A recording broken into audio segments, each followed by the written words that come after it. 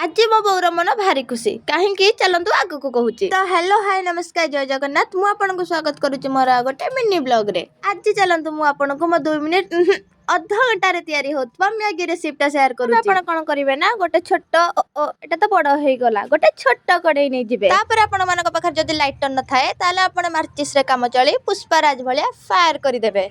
Technology कुनांदी video पय केमति style ले कड़े रखुची बट हेलानी आ चळे दबा। तापर एडी कड़े बसई आपण मन इच्छा आपण को खुशी अनुसार पानी ढाली चलिबे आ तापर आपण को दांत सहायता रे आपण जरीटी को खोली देबे तळे पड़ी जायथवा जिंस को वेस्ट करिवेनी खाई जिवे। मैगी हला भितर आपण माने टिके मो चैनल को सब्सक्राइब कर दियौ। मैगी हला भितर मु भी गाते पाते रेडी जायतली आ लेट न करी मैगी ठुसी चलथि मन पड़ी गला जे मो सांग तांको बारी रे हेतिबा देसी पनीपरिया मो पई पठै देथिला आ लेट न करी सीधा धाई जायतली बस स्टैंड रो फेरिला पर एते सुंदर आ तटका तटका पनीपरिया देखि मो बौर खुशी आपण देखि पारु। सांग माने आज रो वीडियो टे एते के दिला रहूची नमस्कार।